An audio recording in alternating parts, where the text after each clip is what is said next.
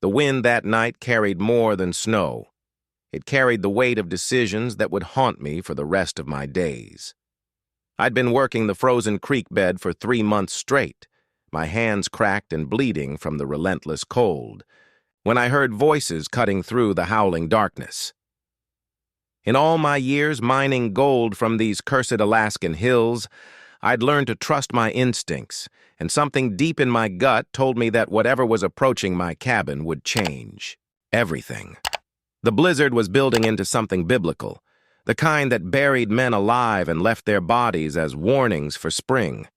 My oil lamp flickered against the cabin walls, casting shadows that seemed to dance with anticipation. The thermometer outside read 30 below, but the chill creeping up my spine had nothing to do with the weather. As I pressed my ear against the wooden door, listening to those desperate voices growing closer, I couldn't shake the feeling that I was about to make a choice that would either save lives or destroy my own. But nothing, absolutely nothing, could have prepared me for what I was about to discover about the family stumbling through that white hell toward my door. The voices belonged to a man, woman, and what sounded like a young child. Their calls for help barely audible above the roaring storm that was turning the world into a white tomb. I grabbed my heavy coat and stepped onto the porch, squinting through the swirling snow that stung my face like 1,000 frozen needles. Through the chaos, I could make out 3 dark figures stumbling toward me, the man supporting what appeared to be his wife, while a small form clung to her side. My breath formed clouds that vanished instantly in the brutal wind, and I could feel the moisture in my nostrils beginning to freeze as I called out to them. They were maybe 50 yards away, but in this blizzard, that distance might as well have been 50 miles. People had died from exposure just steps from safety in weather like this. The man's voice cracked as he shouted something I couldn't quite make out, but the desperation in his tone was unmistakable. I'd seen enough death in these mountains to recognize when someone was fighting their final battle against the elements. But as they drew closer, something in the way they moved, the way they kept looking back over their shoulders, made me wonder if the storm was the only thing they were running from. My mining cabin wasn't much, just 4 walls of rough-hewn logs, a stone fireplace, and enough supplies to last one man through the winter. But it was warm, and warmth meant survival on a night like this. I threw open the door and waved them in, watching as they stumbled across my threshold like ghosts emerging from the underworld. The woman collapsed immediately onto my worn wooden floor, her lips blue and her breathing shallow, while the child, a girl of maybe 8 or 9, pressed herself against the wall with eyes wide as saucers. The man stood in my doorway for a long moment, his gaze darting between me and the storm outside, as if he was weighing whether my cabin was truly a refuge or just another kind of trap. Ice crystals clung to his dark beard, and his clothes were soaked through, but there was something in his posture that spoke of a different kind of cold, the kind that comes from carrying burdens heavier than winter itself. I quickly shut the door against the howling wind and turned to face my unexpected guests, noting how they huddled together not just for warmth, but as if they were protecting something precious and dangerous. As I stoked the fire and prepared to offer them shelter, I had no idea I was about to become part of a story that would test every moral I'd ever held sacred. Little did I know that by morning, I'd discover that some storms are nothing compared to the secrets people carry in their hearts. The warmth from my fireplace seemed to bring them back to life slowly, like flowers blooming in reverse time. But it also revealed details I wished I hadn't noticed. The woman's coat was expensive, too expensive for ordinary folks traveling through Alaska in the dead of winter, made of fine wool with silver buttons that caught the firelight. Her husband wore boots that had seen better days, but the leather was quality craftsmanship, and his watch chain glinted with what looked like real gold. The little girl clutched a small cloth bag to her chest with the kind of desperate grip that suggested it contained more than just childhood treasures. They sat close to the fire, but their eyes never stopped moving, constantly checking the windows and the door as if expecting unwelcome visitors. I offered them hot coffee and the last of my canned stew, watching as they ate with the hunger of people who hadn't seen a proper meal in days. The man introduced himself as Thomas, his wife as Margaret, and the child as little Sarah. But something about the way he said those names made them sound like lines from a rehearsed script. As the wind continued to rattle my cabin walls, I couldn't help but notice that every time Sarah looked at me, there was an intelligence in her young eyes that seemed far too knowing for someone her age. Whatever had brought them to my door in the middle of this hellish blizzard, I was beginning to realize it was much more complicated than simple bad luck with the weather. By midnight, the storm had intensified to the point where the very walls of my cabin seemed to pulse with each gust of wind, and I knew we were trapped together until nature decided to show mercy. Thomas helped me secure the shutters while Margaret settled Sarah onto my small cot, whispering words of comfort that sounded more like warnings than reassurances. The temperature outside had dropped so low that my breath was visible even inside the cabin, despite the roaring fire, and the frost was beginning to form intricate patterns on the inside of my windows. I gave them every spare blanket I owned, and prepared to spend the night in my chair by the fire, but sleep seemed impossible with the way they kept whispering to each other in voices too low for me to understand. Every few minutes, one of them would glance toward the door or peer through a crack in the shutters, as if they were waiting for something or someone to emerge from the white darkness. The child, Sarah, hadn't said a word since they'd arrived, but her eyes followed every movement I made with the wariness of a wild animal assessing a potential threat. As I sat there, feeding logs to the fire and listening to the storm's fury, I found myself studying their faces in the flickering light, trying to read the story written in their expressions. Something told me that by the time this blizzard ended, I would understand exactly why they looked so afraid, and why that fear had nothing to do with freezing to death in the Alaskan wilderness. The last thing I remembered before exhaustion finally claimed me was the sound of Sarah crying softly in her sleep, calling out a name that definitely wasn't Thomas, while her parents exchanged looks that spoke of guilt, terror, and secrets buried deeper than any gold I'd ever dug from these frozen hills. The storm raged on outside, but inside my small cabin I could feel the presence of something far more dangerous than the killing cold, the weight of truth waiting to surface like a body rising through spring ice. Margaret reached over to comfort the child, but in doing so, her sleeve pulled back just enough to reveal what looked like a bruise around her wrist, dark and finger-shaped in the firelight. Thomas noticed me watching and quickly moved to block my view, but not before I caught sight of something that made my blood turn to ice water in my veins. As I drifted off to sleep in my chair, the last conscious thought I had was wondering what kind of people traveled through an Alaskan blizzard with a child, expensive clothes, and bruises that told stories of violence. The wind howled its secrets to the night, but I knew that come morning, the real storm would be just beginning, and it would be raging inside the four walls of my cabin, where three strangers had brought darkness that no fire could ever drive away.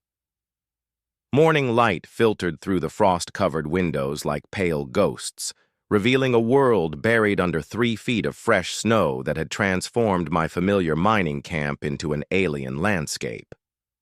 I woke to find Thomas already awake, standing by the window with his back rigid and his fists clenched, staring out at the white expanse as if searching for movement that shouldn't be there. The fire had died to embers during the night, and the cabin was cold enough that I could see my breath, but Thomas seemed oblivious to the chill, his attention focused entirely on whatever he expected to emerge from the frozen wilderness. Margaret and Sarah were still huddled together on my cot, the woman's arm wrapped protectively around the child. But even in sleep, their faces were etched with the kind of tension that comes from running from something that can't be outrun. I quietly stoked the fire back to life, the crackling of fresh kindling abnormally loud in the morning silence, and noticed how Thomas's head snapped toward me at the sound, like a man whose nerves had been stretched to the breaking point. As Warmth began to spread through the cabin again. I caught Margaret's eyes flutter open, and in that brief moment before she remembered where she was, I saw pure terror flash across her features. The blizzard had passed, but the storm these people had brought into my life was just beginning to reveal its true power. I busied myself preparing a simple breakfast of flapjacks and coffee, trying to act like having strangers in my cabin was the most natural thing in the world, but every fiber of my being was screaming that something was desperately wrong with this picture. Thomas finally turned from the window, his face drawn and haggard, with dark circles under his eyes that suggested he'd spent the night keeping watch rather than sleeping. He thanked me for the shelter with words that sounded genuine enough, but his eyes kept darting to the door, to the windows, to his wife and child, as if calculating distances and escape routes. Margaret rose from the cot with movements that were careful and measured, like someone who'd learned to minimize pain from old injuries, and I noticed that she favored her left side in a way that spoke of ribs that hadn't healed properly. Little, Sarah remained silent, clutching that mysterious cloth bag to her chest while watching me with those unnervingly intelligent eyes that seemed to catalog every detail of my cabin's interior. When I offered them food, they accepted gratefully, but ate with the mechanical efficiency of people whose minds were elsewhere, people who were used to eating quickly and being ready to run. As steam rose from their coffee cups and mixed with their visible breath, I realized I was sharing my table with 3 souls, who were carrying burdens that made my own isolation seem like a luxury. The question that kept gnawing at me was whether they were running from the law, from other people, or from something even more dangerous than either.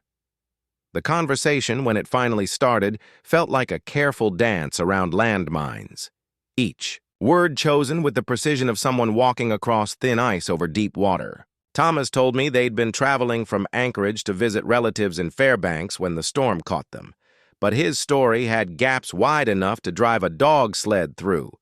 No mention of how they'd gotten so far off the main trail. No explanation for why they were traveling in winter with a young child. No details about these mysterious relatives.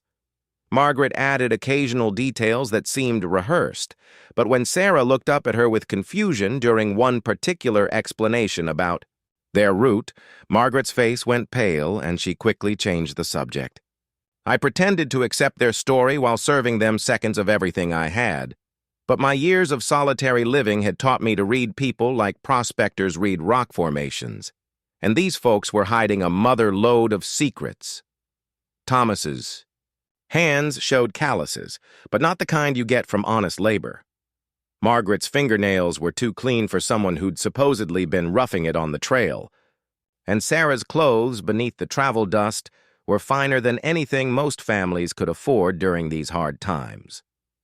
As the morning wore on, and the lies piled up like snow against my door, I found myself wondering if I was harboring refugees, fugitives, or something far more dangerous. The warmth of the fire couldn't touch the cold certainty growing in my gut that I'd stumbled into the middle of a story that could get us all killed. By mid-morning, Sarah finally spoke her first words. To me, and they chilled me more than any Alaskan winter ever could. She looked up from her breakfast with those eerily mature eyes and asked, "Mister, do you think bad men can find us here?" The question hung in the air like smoke from a gun barrel, and I watched both Thomas and Margaret freeze completely, their forks halfway to their mouths, their faces suddenly drained of all color. Thomas recovered first, forcing a laugh that sounded like breaking glass and telling Sarah not to worry about such things, but the damage was done. The child had revealed what the adults had been desperately trying to hide. Margaret pulled Sarah close and whispered harsh words in her ear that made the little girl's eyes fill with tears. And for the first time since they'd arrived, I felt genuinely angry at these people who had brought their troubles to my door. The silence that followed was thick enough to cut with a mining pick, broken only by the occasional pop from the fireplace and the distant sound of wind moving through the pine trees outside. Thomas stood abruptly and announced he needed to check on the weather. but I noticed he took a long look out every window before opening the door, and when he did step outside, he moved like a man expecting bullets. As I watched him scan the horizon with the intensity of a hunted animal, I realized that whatever had chased this family into my life was still out there, probably closer than any of us wanted to admit. The question was no longer whether these people were in trouble. It was whether I was going to survive being part of their story.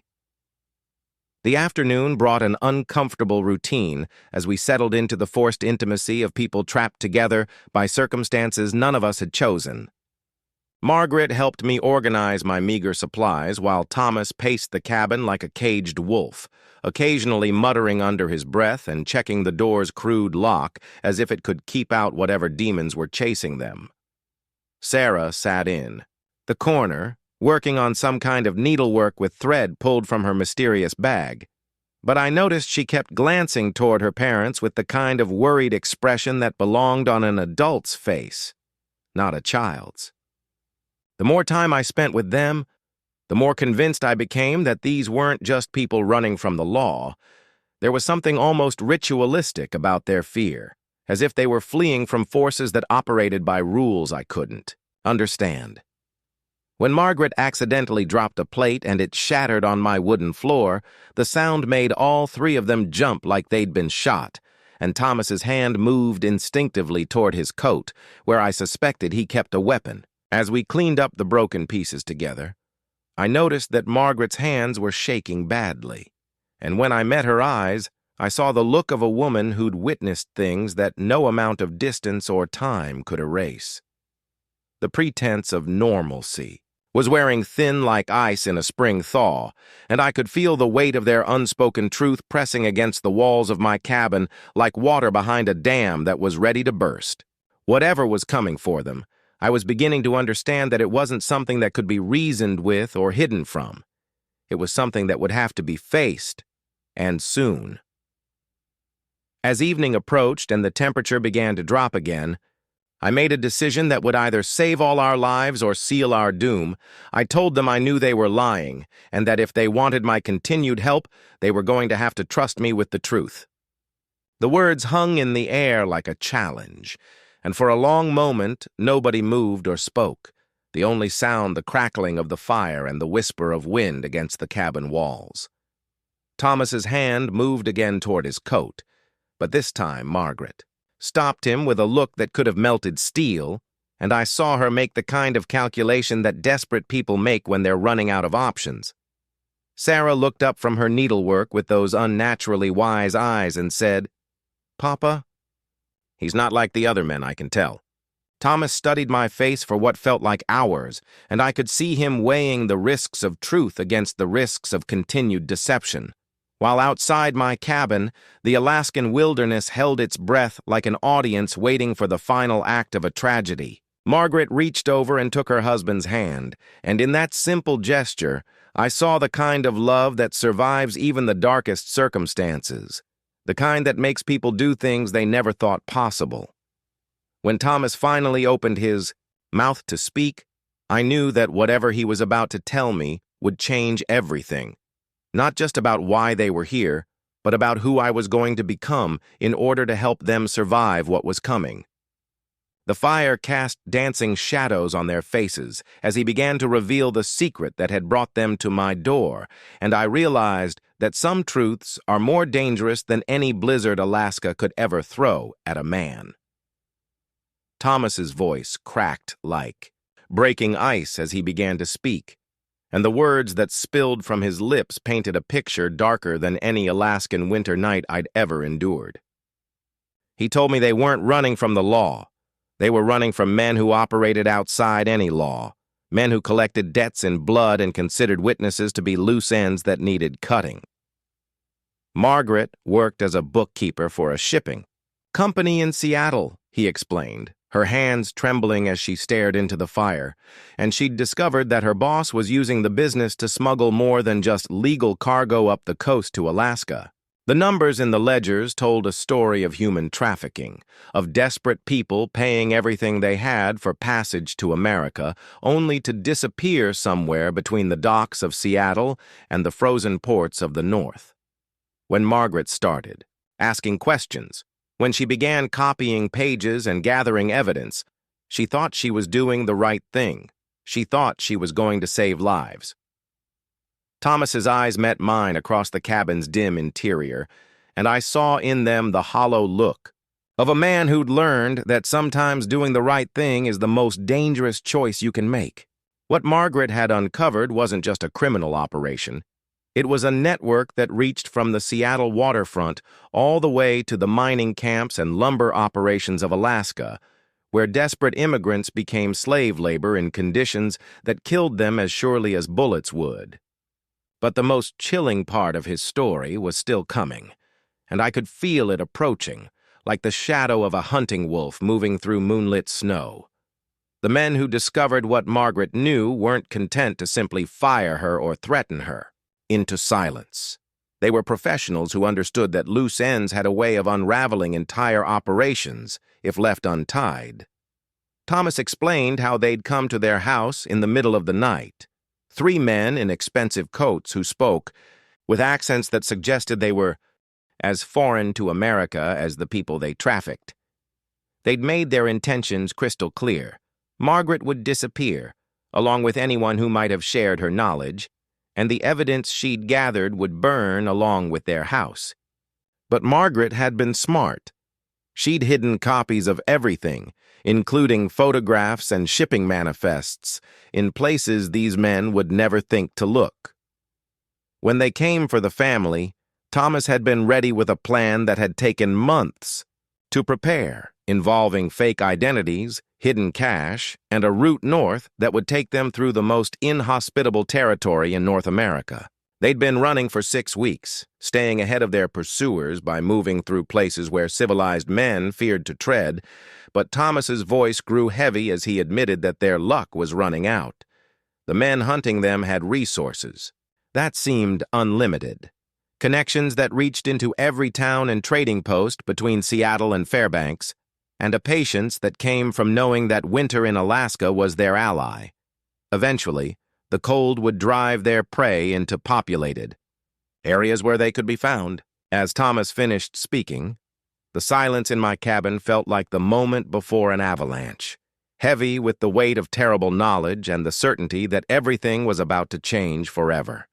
Sarah looked up from her needlework and, in a voice that was far too steady for a child who'd just heard her family's death sentence discussed, said, "Show him the pictures, Mama." Margaret's face went white as fresh snow, but she reached into her coat and pulled out a leather portfolio that had been hidden so well I'd never noticed it, her hands shaking as she untied the leather cord that held it closed.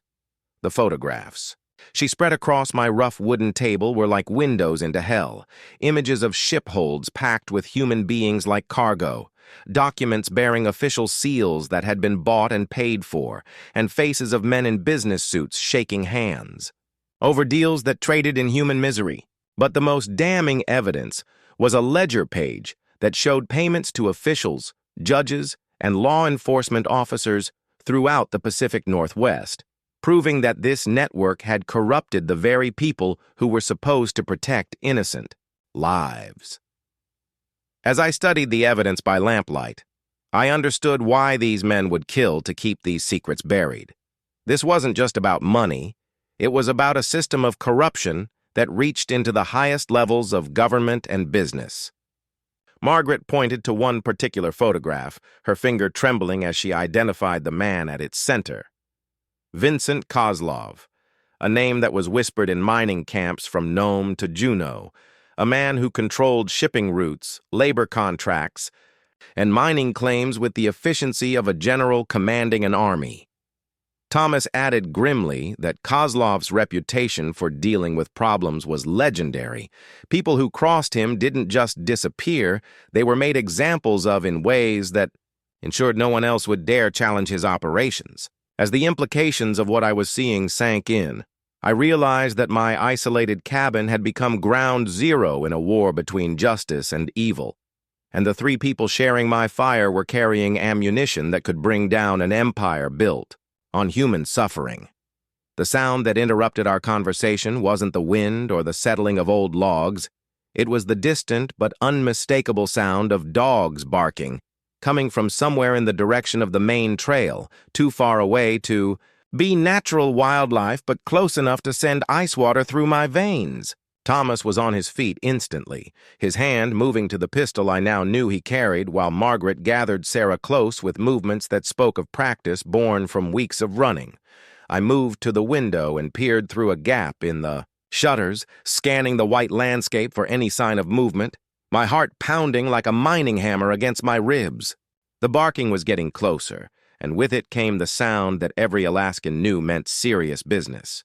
The whistle and crack of a dog musher driving his team hard across frozen ground. Thomas joined me at the window, his breath fogging the glass as he strained to see through the afternoon gloom, and when he turned to face me, his expression was that of a man who'd just seen his own death approaching.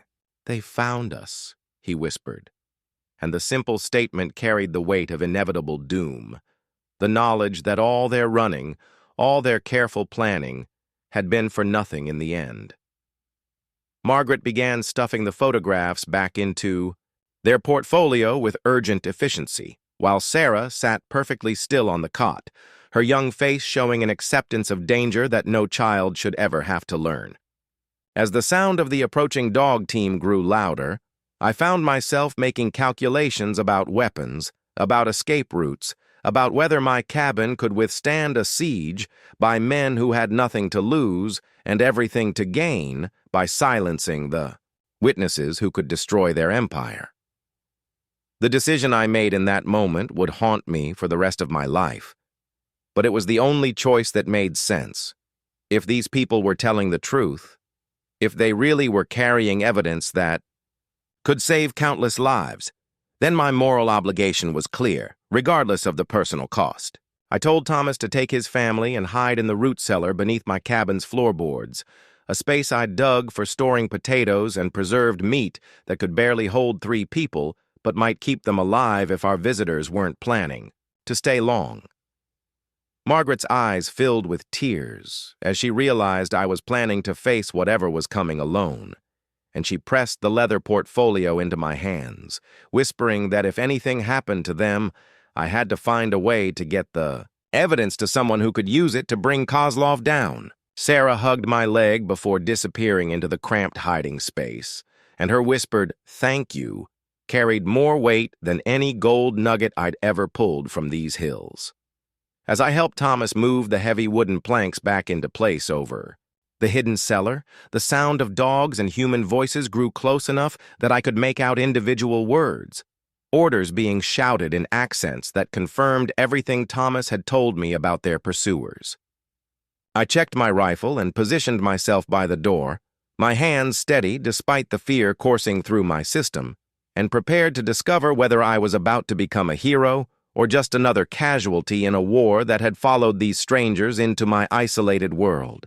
The shadows were growing longer outside my cabin, and with them came the certainty that the next few minutes would determine whether justice or evil would triumph in this frozen corner of Alaska where civilization ended and survival was the only law that mattered. Outside, the voices grew distinct enough that I could hear them discussing my cabin, debating whether to approach directly or surround the building first, their words carrying the casual confidence of men who'd done this kind of work many times before. I could make out at least 4 different speakers, maybe more, and the sound of their boots crunching through the snow told me they were spreading out in a pattern designed to cut off any escape routes. These weren't amateurs stumbling through the wilderness. They were professionals who understood that their prey might be desperate enough to fight back. Through the gap in my shutters, I caught my first glimpse of them, dark figures moving with military precision through the white landscape, their faces hidden by fur-lined hoods, but their intent unmistakable in the way they carried their weapons and communicated through hand signals. The lead man raised his arm to halt the others, and in that moment of stillness, I could hear the sound of my own heartbeat thundering in my ears like the drums of war that were about to transform my peaceful mining camp into a battlefield. Margaret. Thomas and Sarah were hidden beneath my feet, their lives depending on my ability to convince these killers that I was just a harmless prospector who'd seen nothing and knew nothing about the family they were hunting. As the first man stepped onto my porch and his knuckles rapped against my door with the authority of someone who expected immediate compliance, I realized that the next words I spoke would either save 3 innocent lives or seal the doom of everyone under my roof. The leather portfolio hidden in my coat felt like it weighed 1,000 pounds, and I knew that the photographs and documents it contained were valuable enough to buy my life, or dangerous enough to end it, depending on whether the men outside my door believed in mercy or only in the permanent silence of the grave. The knock came again, harder this time, with the kind of authority that suggested the men outside weren't accustomed to waiting for answers, and I forced my breathing to steady as I approached the door with the casual gait of a man who had nothing to hide.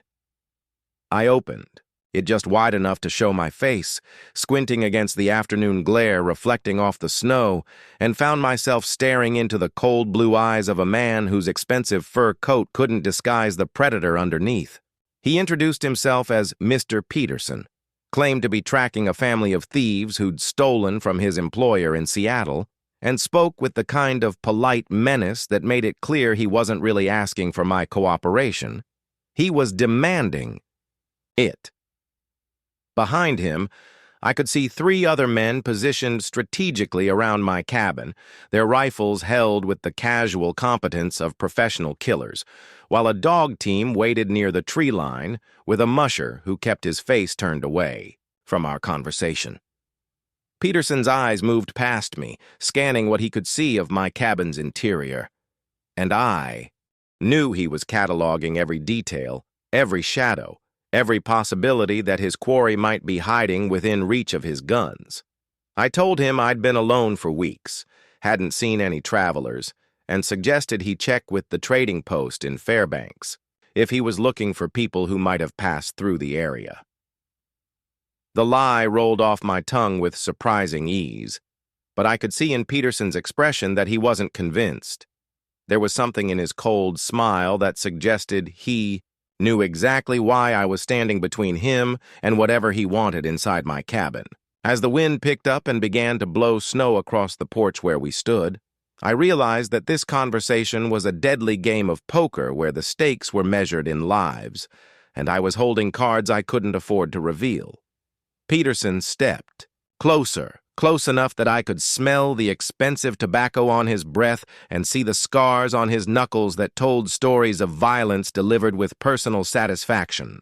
He mentioned casually that his employer was a generous man who rewarded cooperation and dealt harshly with those who chose to obstruct justice, his voice carrying the weight of threats that had been carried out many times before. When I maintained my story about being alone, he nodded thoughtfully, and then, without warning, pushed past me into my cabin with the confidence of a man who'd never been told no in his entire life. I followed him inside, my hand moving instinctively toward my rifle, but one of his men had already appeared in my doorway with his weapon trained on my back, making it clear that any sudden movements would be my last. Peterson moved through my small space like a wolf scenting prey, his eyes taking in the extra coffee cups I hadn't had time to hide, the additional blankets that were still warm from recent use, the telltale signs that more than one person had been living in this cabin recently. He picked up one of the cups and held it to the light, noting that the coffee stains were fresh, then turned to me with an expression that mixed amusement with barely contained violence. "Mr. He paused, waiting for me to supply a name, and when I told him it was Clayton, he smiled the kind of smile that wolves show their prey before the final attack. The game was up, and we both knew it, but Peterson seemed to be enjoying the pretense of civility before he dropped the mask entirely. As he continued his examination of my belongings, I could hear the muffled breathing of the family hidden beneath my floorboards, and I prayed that Sarah wouldn't cough or cry at the wrong moment, because I was beginning to understand that these men wouldn't hesitate to kill a child if she stood between them and their objective. "You know, Clayton," Peterson said, settling into my chair by the fire as if he owned the place.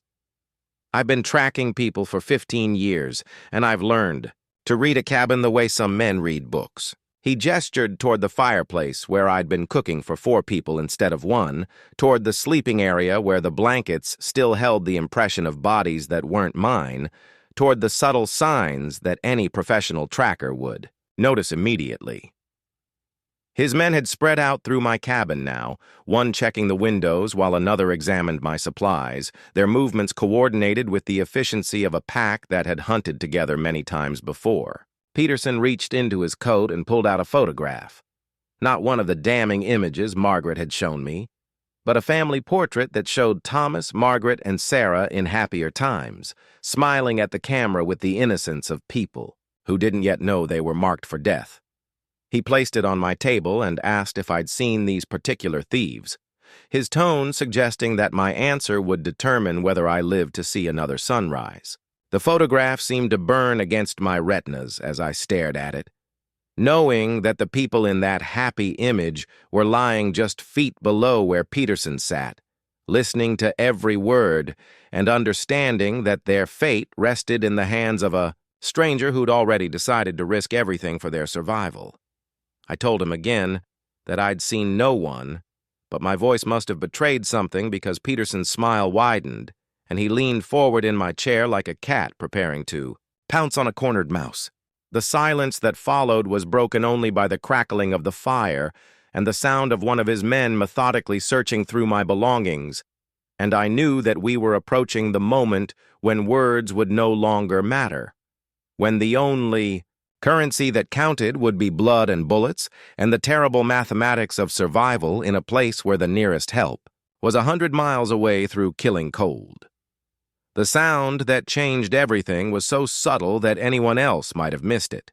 A tiny creak from the floorboards near my feet, the kind of sound old wood makes when it's bearing more weight than usual. But Peterson's head snapped toward the noise like a hound catching a scent. His hand moved to the pistol at his side, and the casual facade of the polite tracker disappeared entirely, replaced by the focused intensity of a killer who'd just located his prey. He stood slowly, his eyes never leaving the floor where the sound had come from, and I knew that in the next few seconds, the fragile pretense that had kept us all alive would shatter like ice under a hammer blow. I tried to distract him by offering coffee, by suggesting that old cabins made strange noises in the cold, but Peterson was already moving toward the spot where I'd hidden the entrance to my root cellar, his movements deliberate and inexorable as death itself. One of his men noticed the change in their leader's demeanor and raised his rifle, covering me while Peterson knelt and began examining the floorboards with the thoroughness of a man who understood that his reputation depended on never letting prey escape. When his fingers found the subtle gaps between the planks that marked the hidden entrance, his cold smile returned, and he looked up at me with the satisfaction of a predator who'd just cornered his quarry after a long and difficult hunt. The moment hung suspended like a snowflake in still air, and I realized that everything I'd tried to do, every lie I'd told, and every risk I'd taken had been for nothing. Peterson had found his victims, and now the only question was whether he would kill them quickly or take his time to make them suffer before they died. As he began to pry up the floorboards with the barrel of his pistol, I made a decision that would either save 3 innocent lives or ensure that 4 people died instead of 3, reaching for my rifle with the desperate hope that surprise might give me an advantage over men who killed for a living. The explosion of violence that followed happened so fast that it seemed to exist outside of normal time, a blur of gunshots and shouting that transformed my peaceful cabin into a war zone. In the space of a heartbeat, I managed to get my hands on my rifle and put a bullet through the chest of the man covering me, but Peterson was already moving, his own weapon appearing in his hand with the fluid grace of someone who'd drawn it 1,000 times before.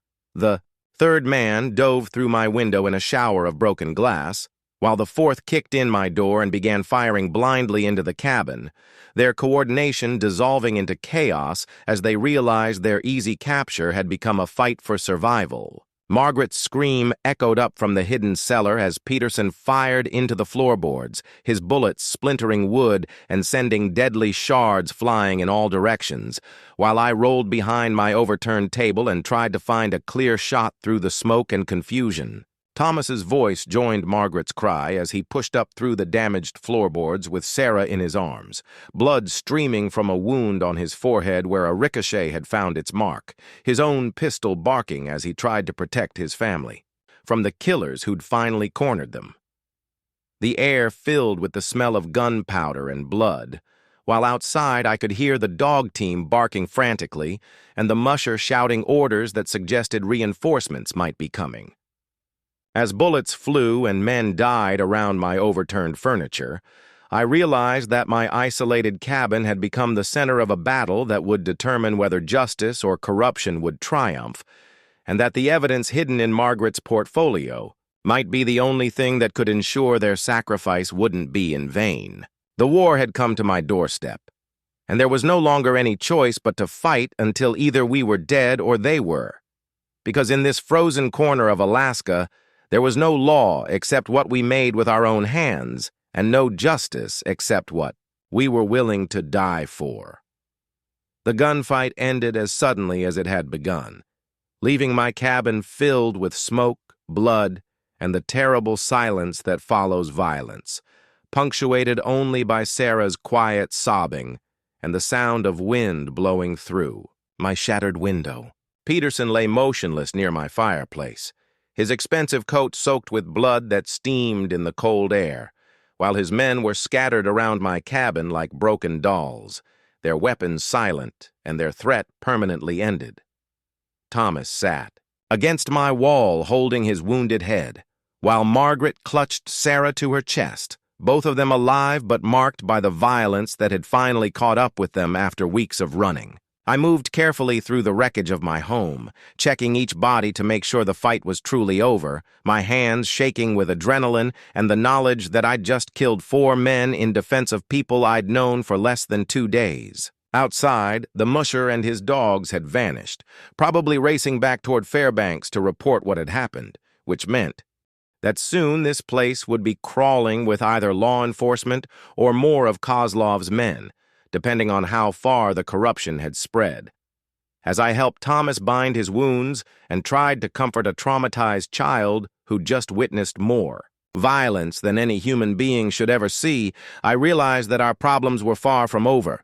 If anything, the gunfight had only bought us time to plan our next move in a game where the stakes kept getting higher and the enemy kept getting more dangerous. The evidence in Margaret's portfolio was now stained with blood, but it was still our only weapon against an organization that had just proven it was willing to kill anyone who stood in its way, and I knew that our survival depended on finding a way to get that evidence to someone who could use it before Kozlov sent more killers to finish what Peterson had started. The aftermath of the gunfight left my cabin looking like a battlefield, with blood frozen to the floorboards and bullet holes that let in deadly streams of Arctic air that no amount of firewood could warm. We had maybe 6 hours before the musher reached Fairbanks and word spread about what had happened here. 6 hours to decide whether to run deeper into the wilderness or make a stand that might end with all of us dead in the snow. Thomas was in no condition to travel with the head wound he'd sustained, and Sarah hadn't spoken since the shooting stopped, her young mind retreating to some safe place where the sound of gunfire couldn't follow. Margaret worked with grim efficiency to gather the scattered evidence while I dragged the bodies outside, both of us understanding that we were now accessories to multiple murders, regardless of how justified our actions had been. The portfolio that contained their proof against Kozlov had taken a bullet that destroyed several photographs, but enough remained to hang a dozen corrupt officials if we could find someone honest enough to act on the evidence. As I piled the bodies in the snow and tried to figure out how to dispose of 4 armed men who would never return to their employer, I couldn't shake the feeling that Peterson's death had only made us more dangerous to Kozlov. We weren't just witnesses anymore, we were enemies who'd proven we were willing to fight back. The wind had picked up again, promising another storm that might cover our tracks or trap us here until reinforcements arrived, and I knew that every decision we made in the next few hours would determine whether we lived to see justice done, or died as frozen corpses that would feed the wolves come spring. Margaret's hands shook as she spread the remaining evidence across my blood-stained table, her voice barely above a whisper as she explained details that made Peterson's willingness to kill seem almost reasonable by comparison. The shipping manifests showed a network that stretched from San Francisco to Nome, with weigh stations in every major port where human cargo was transferred like livestock, sorted by age and health, and sold to operations that treated workers as expendable resources. The financial records revealed payments to judges, port authorities, and territorial officials that totaled more money than most miners would see in a lifetime, proving that Kozlov's operation had corrupted the very foundations of law and order in the Pacific Northwest. But the most damning evidence was a series of correspondence between Kozlov and government officials in Washington, D.C., discussing the expansion of the trafficking network into military supply contracts that would use slave labor to build airfields and coastal defenses as America prepared for a war that seemed increasingly inevitable. Thomas looked up from where he sat holding a compress to his head wound, his eyes focusing with difficulty as he pointed to one particular document that showed payments to a U.S. senator who'd been pushing legislation to increase military construction in Alaska. "That's why they'll never stop hunting us," he said, his voice thick with pain and exhaustion. "This isn't just about money. It's about contracts worth millions of dollars and officials who'll lose everything if this evidence sees daylight." Margaret nodded grimly and pulled out the final piece of evidence, a ledger that listed the names and locations of over 300 missing persons, people who'd paid for passage to America and disappeared into a system that consumed human lives like a furnace consumed coal. As I studied the scope of what they'd uncovered, I realized that we weren't just fighting for our own survival. We were holding evidence that could save hundreds of lives and expose a conspiracy that reached into the highest levels of government.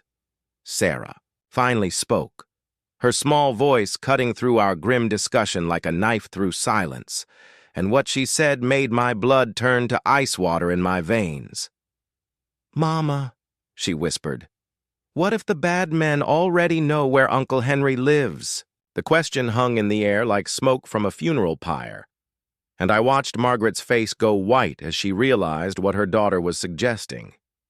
Thomas tried to sit up straighter, wincing as the movement sent pain shooting through his wounded head, and demanded to know what Sarah meant. Margaret's voice broke as she explained that Henry Caldwell, her brother, was a federal prosecutor in Juneau who'd been helping them plan to present the evidence to authorities, and that Peterson might have tortured that information out of other witnesses before tracking them to my cabin. The implications hit us all at the same time. If Kozlov's men knew about Henry, then the one person who could have protected us and acted on our evidence was already in danger, possibly already dead. Thomas cursed under his breath, a string of profanity that would have made a sailor blush, as he realized that their carefully planned escape route had become a trap that might have already closed around the only ally they had in the legal system. Margaret began to cry, not the quiet tears of fear or grief, but the desperate sobs of a woman who just understood that her efforts to save innocent lives might have cost her brother his life instead.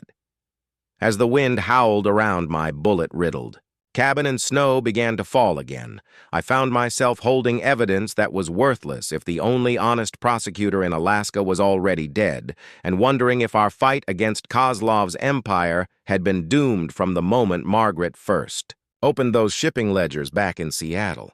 The shadows were growing longer, and with them came the certainty that we were truly alone in a fight against an enemy who had resources, connections, and a ruthlessness that made the Arctic wilderness seem warm and welcoming by comparison. But Sarah, with the clarity that sometimes comes to children in moments of crisis, offered a possibility that none of us adults had considered. "Mama," she said, looking up from the needlework she'd been clutching throughout our ordeal. "What about the letters?" Margaret stared at her daughter in confusion until Sarah carefully unwrapped her cloth bundle and revealed that her needlework was actually a collection of letters, documents, and photographs that she'd been carrying separately from her mother's portfolio. Thomas and I watched in amazement as the 8-year-old girl spread out a treasure trove of evidence that included correspondence between Kozlov and his contacts, shipping schedules that showed when human cargo would be moved, and photographs of loading operations at docks in Seattle, Anchorage, and Nome. Sarah explained in her matter-of-fact way that Margaret had taught her to hide important papers in her sewing kit because bad men never look at little girls' needles and thread. The additional evidence was like finding a second vein of gold in a played-out mine. It included details about Kozlov's operation that even Margaret hadn't known about, proof of connections to mining companies, lumber operations, and fishing fleets throughout Alaska. Most importantly, it contained a list of contacts in law enforcement and government who were not on Kozlov's payroll, honest officials who could be trusted to act on evidence if it reached them safely. Among the names was Captain James Morrison, of the Alaska Territorial Police, stationed in Anchorage, whose reputation for incorruptibility was legendary throughout the territory. As I studied this windfall of evidence, I realized that Sarah's innocent-seeming needlework might be the key to bringing down an empire built on human misery. If we could find a way to get it to Captain Morrison before Kozlov's men tracked us down and silenced us forever. The child had been carrying the ammunition we needed to win this war, hidden in plain sight among thread and fabric scraps, and her foresight might be the only reason any of us would live to see justice done. The sound of approaching engines cut through the wind like the growl of mechanical predators, and I knew immediately that our 6-hour window had collapsed into minutes. I rushed to the window and counted at least 3 vehicles moving across the frozen landscape toward my cabin, their headlights cutting through the gathering dusk like the eyes of hunting beasts. Thomas struggled to his feet despite his injury, while Margaret and Sarah began frantically gathering the evidence, their movements sharp with the kind of panic that comes when death is approaching and there's nowhere left to run. I grabbed my remaining ammunition and checked the routes away from the cabin, but the approaching vehicles had positioned themselves to cut off every escape path except one, a treacherous trail through the mountains that would be suicide too, attempt in the dark and cold, but might be our only chance if we moved immediately. Margaret stuffed the evidence into 2 separate bundles, giving one to Sarah and keeping the other herself, understanding that if they were separated, at least one set of documents might survive to reach honest authorities. Thomas found his pistol and checked his remaining bullets, his face grim as he calculated the odds of 4 people, including a wounded man and a young child, outrunning professional killers through terrain that had claimed the lives of experienced prospectors. As the sound of engines grew closer and I could make out the voices of men organizing for an assault, I made the hardest decision of my life. I told them to take what they could carry and run for the mountain trail, while I stayed behind to delay the attackers and give them a head start they desperately needed. Margaret's eyes filled with tears as she realized what I was offering to do, and Thomas gripped my hand with the strength of a man saying goodbye to someone who'd become family in the space of a few desperate days. As they prepared to vanish into the deadly cold of an Alaskan night, I loaded my rifle one last time and prepared to make my final stand in a cabin that had become both sanctuary and fortress, knowing that the next few minutes would determine whether justice or corruption would triumph in this frozen corner of a world that had forgotten the difference between right and wrong. The last thing I saw before they disappeared into the storm was Sarah turning back to wave at me, her small hand visible for just a moment against the swirling snow before the darkness swallowed them completely. I positioned myself at the shattered window and waited for Kozlov's men to come within range. The evidence they carried our only hope of stopping an operation that had turned human beings into commodities and turned officials sworn to protect the innocent into accomplices to slavery. The wind howled around my cabin like the voices of all the victims who'd disappeared into Kozlov's network, and I found myself thinking about the hundreds of names in that ledger.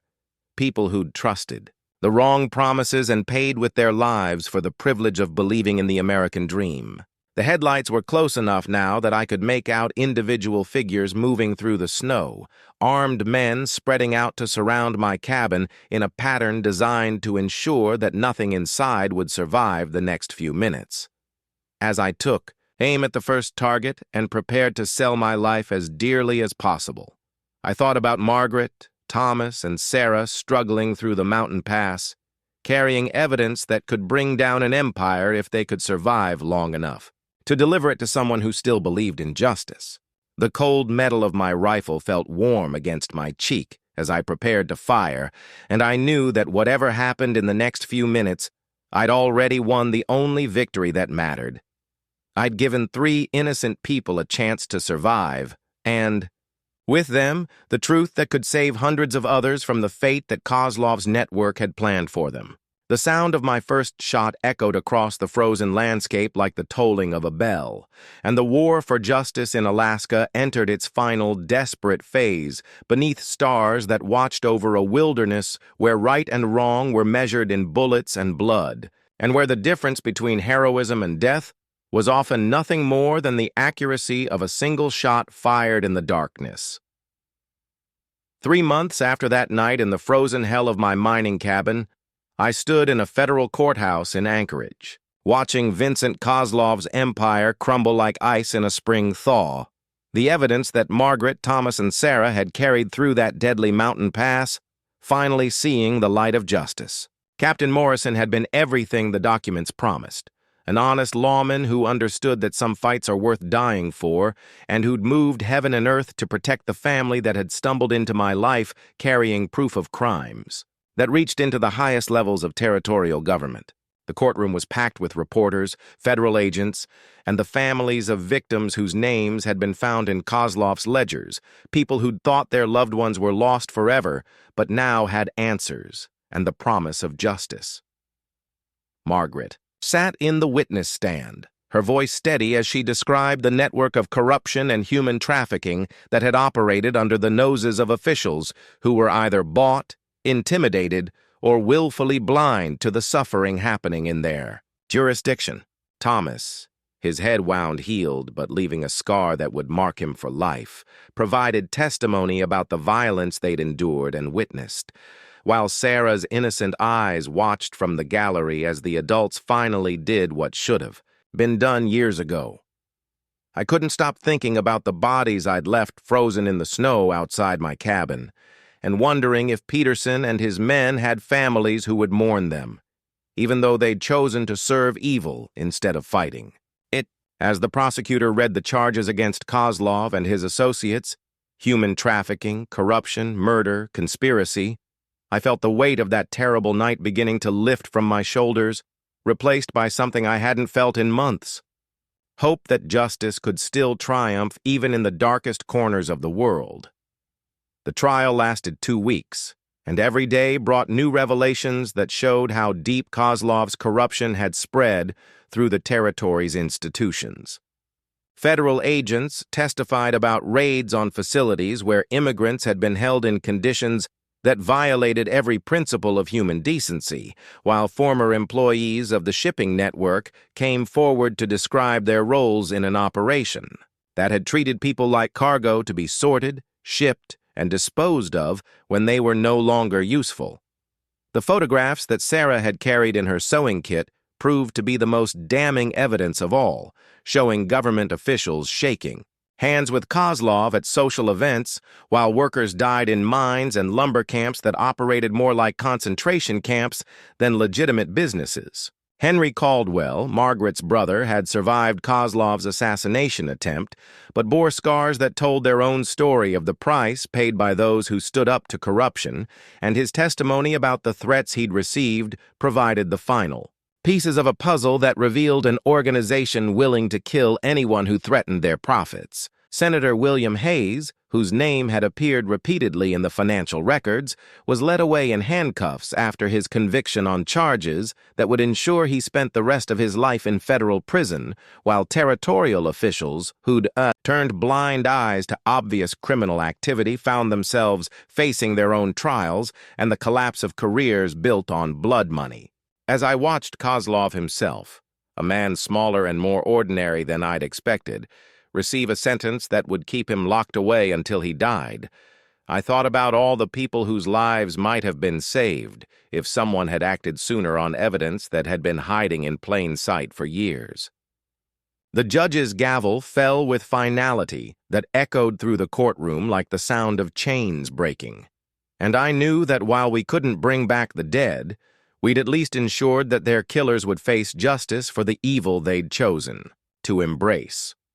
But the real victory came in the weeks that followed, as federal agents used Kozlov's records to track down trafficking networks in California, Oregon, and Washington, liberating dozens of people who'd been trapped in modern slavery, and reuniting families that had been torn apart by an industry that profited from human misery. Margaret found work with the federal prosecutor's office, her skills with numbers and her intimate knowledge of Kozlov's methods making her invaluable in the ongoing investigation that would take years to fully unravel the extent of the corruption they'd uncovered.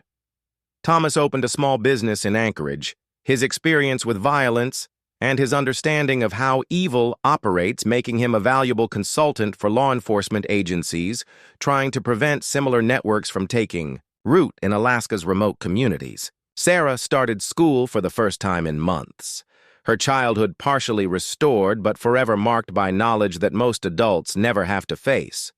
Her courage in carrying evidence through that mountain pass already becoming legend among the federal agents who understood what her bravery had accomplished.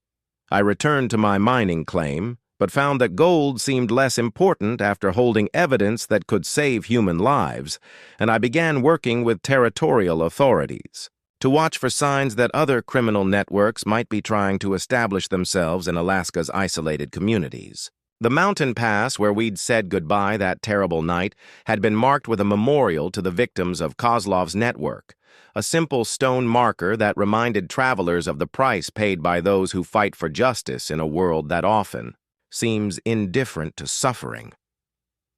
As spring came to Alaska and the ice began to break up on the rivers, I couldn't help but think that we'd witnessed our own kind of thaw, the melting of lies that had frozen the truth for too long, and the flowing of justice that had been dammed up by corruption and fear. The evidence that had nearly cost us our lives had become a river of truth that would continue to flow, carrying away the debris of Kozlov's empire and nourishing the seeds of justice that honest people had planted in soil that had been poisoned by greed and violence. The letter from Margaret arrived on a day when the first wildflowers were pushing through the last patches of snow around my rebuilt cabin, her words carrying news that brought tears to my eyes and reminded me why we'd risked everything in that frozen hell 3 months before. She wrote that the federal investigation had expanded to include networks in Canada and Mexico, with dozens of arrests and hundreds of people freed from conditions that no human being should ever endure. The money seized from Kozlov's accounts was being used to fund programs that helped trafficking victims rebuild their lives, while new laws were being written to prevent the kind of corruption that had allowed his empire to flourish under the noses of officials who should have been protecting the innocent. Thomas had been offered a position with the territorial police, his experience making him uniquely qualified to recognize and fight the kind of evil they'd encountered, while Sarah was thriving in school and showing signs of the remarkable intelligence that had helped save all our lives. Margaret's own work with the prosecutor's office had led to the discovery of similar networks operating throughout the western United States, and she'd become something of an expert on the financial structures that criminal organizations used to hide their activities from law enforcement. The letter included a photograph of the three of them standing in front of their new home in Anchorage, their faces showing the kind of peace that comes to people who've survived hell and emerged. On the other side, with their souls intact. As I studied their faces in the afternoon light streaming through my repaired windows, I realized that we'd accomplished something more important than justice. We'd proven that ordinary people could stand up to extraordinary evil and win if they were willing to pay the price and trust in something larger than their own fear. The photograph joined the collection of memories I kept in a small box beside my bed. Reminders of the night when three strangers had stumbled into my life carrying secrets that would change everything I thought I knew about courage, sacrifice, and the power of truth to overcome even the darkest corruption. A year later, I received an invitation that brought the story full circle in a way that reminded me why some fights are worth every sacrifice they demand. The territorial government was dedicating a new facility for helping victims of human trafficking, and they wanted me to speak at the ceremony about the importance of ordinary citizens standing up to corruption when law enforcement fails to act. I traveled to Anchorage for the event, my first time leaving my mountain claim since the trial, and found myself standing before an audience that included federal agents, territorial officials, and families of people who'd been saved by the evidence. Margaret had gathered in those Seattle shipping offices. Margaret introduced me as the man who gave us a chance to survive, but I knew the truth was more complicated than that. They'd given me a chance to become something more than just another prospector digging for gold in the frozen ground of Alaska. Thomas sat in the front row with Sarah, both of them healthy and whole in ways that had seemed impossible during those desperate days when we'd fought for our lives in my bullet-riddled cabin. When I spoke about the choice between doing what was safe and doing what was right, I could see in their faces the understanding that comes to people who've faced that choice and lived with the consequences of their decision. The facility we were dedicating would help hundreds of people rebuild their lives after experiencing the kind of slavery that most Americans thought had ended with the Civil War, and I knew that every person who found safety within its walls would be a living testament to the power of truth to overcome lies, no matter how well protected those lies might be by money and corruption. As the ceremony ended and I prepared to return to my mountain home, Sarah ran up to me and pressed a small gift into my hands, a piece of needlework she'd made herself, depicting a cabin in the snow with the words, "Thank you for helping us find our way home," stitched in careful letters below. The simple gift meant more to me than any gold nugget I'd ever pulled from these hills, and as I looked into her eyes, I saw the future of Alaska, a generation that would grow up knowing that justice was possible, even in the remotest corners of the world, if people were willing to stand up for what was right, regardless of the personal cost. That night, as I sat by the fire in my rebuilt cabin, I reflected on how a single decision made in a moment of moral clarity had rippled outward to touch hundreds of lives and change the course of justice in Alaska. The evidence that had nearly gotten us all killed was now part of the historical record, preserved in federal archives as proof that corruption could be defeated if enough people were willing to risk everything for the truth.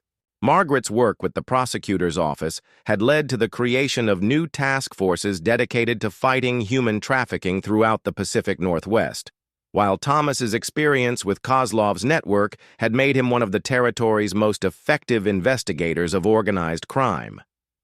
Sarah was growing up in a world that was safer because her family had chosen to fight rather than hide, and her courage in carrying evidence through that deadly mountain pass had become part of the legend that inspired other victims to come forward, with their own stories of survival and resistance.